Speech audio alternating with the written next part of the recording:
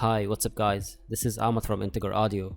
In this video, we will have a look at a micro pitch shifter and a stereo widening effect from Boss Digital Labs. It's called ProVocative. It's a quite easy to use and straightforward plugin, so let's have a short overview of the controls and parameters on this one in case you're not familiar with it. Before we get into this video, if you enjoy this sort of content, leave a like and subscribe for more. And don't forget to visit our website for more in-depth reviews. Without any further ado, let's get started. Let's listen to this dry vocal track and then we will see the possible effects we can apply to it. You know that I'm still loving and I'm here for you. I'll turn the plugin on now and let's listen to the added effect at default settings. You know that I'm still loving and I'm here for you.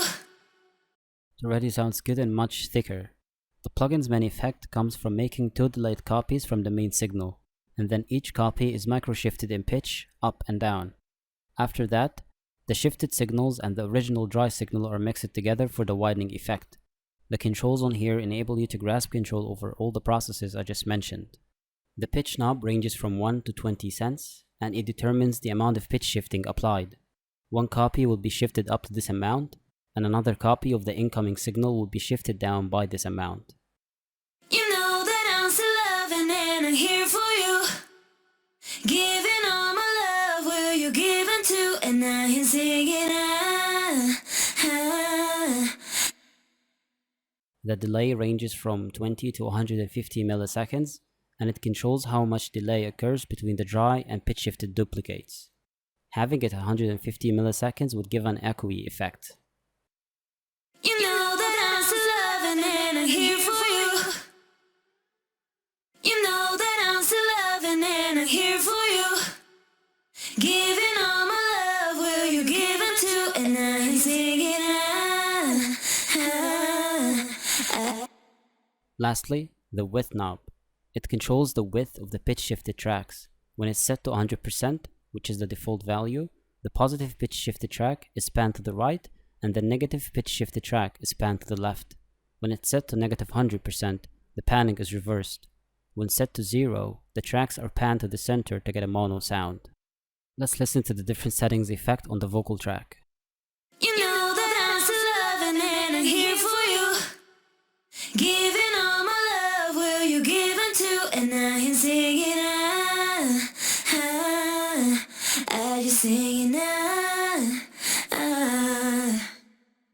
You know that I'm still loving and I'm here for you. I'll play the vocal along with the beat and we'll try some of the factory presets. You know that I'm still loving and I'm here for you. Giving all my love where you're giving to, and now you're singing you're singing You know that I'm still loving and I'm here for you. Giving all my love where you're giving to, and now you're singing you're singing It sounds nice, and you could get different types of effects based on the delay alone. 20 to 40 milliseconds sounds good for stereo and thickness, but anything above that you might get more of a chorus or an echoey sound, as we demonstrated. However, I still wish we had more control over the delay, because when you go over the top with it, it just sounds way off. Unlike an audio damage Discord 4, for instance, where you have really more control over the delay and even separate left and right channels.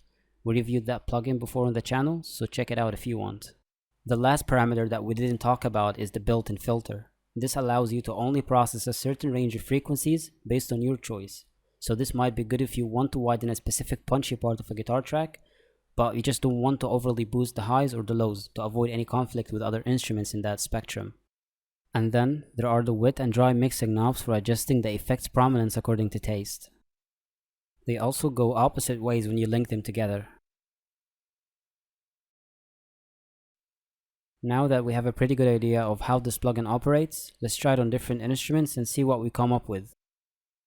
Here is my clean guitar signal with no processing.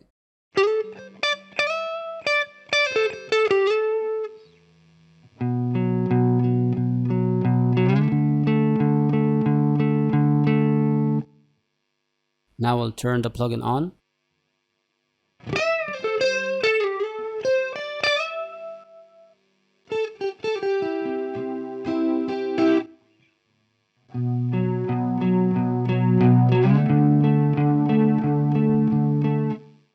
I'll be fiddling around with the settings to find different sounds.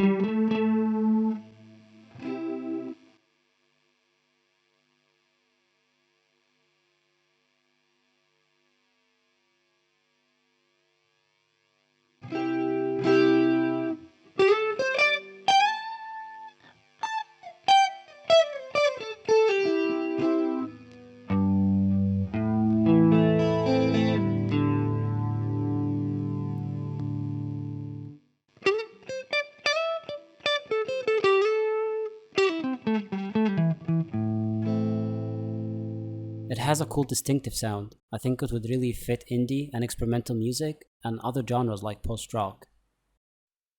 I'll throw this effect on my drum bus to see how it would sound, but of course I have to be gentle with the settings, and I will also make the dry signal more prominent, just slightly mix it with the wet signal, so I don't destroy the whole sound and the character of each piece of the loop. Let's listen to this loop with no processing now, and then I will see what I can do with it.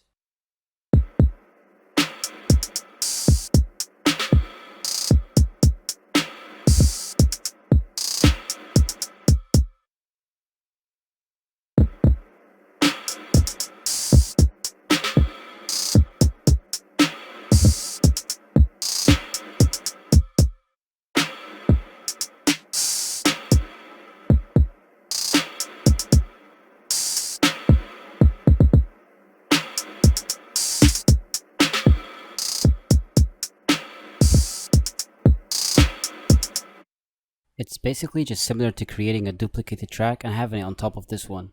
This might create phase issues, so if you try this, make sure to check for the phasing.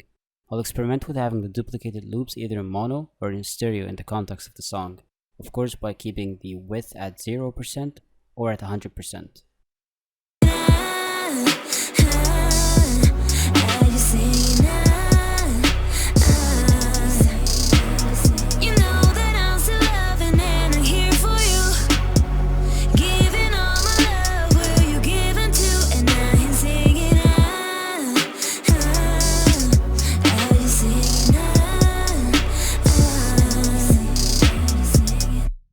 So in conclusion, I think this effect is somewhat similar to micropitch from Eventide or Discord 4 from Audio Damage. If you already use any of these plugins or something similar, you wouldn't find that much of a difference between all of these. Of course it might be slight, but this one just doesn't quite stand out that much to me from the rest. Don't get me wrong, I think it sounds great, and I enjoyed my guitar tone with it, but it's just not too crazy. But you be the judge, and I hope you found this review helpful after all. This brings us to the end of this video. If you enjoyed it, leave a like and subscribe for more content like this. Thank you for watching.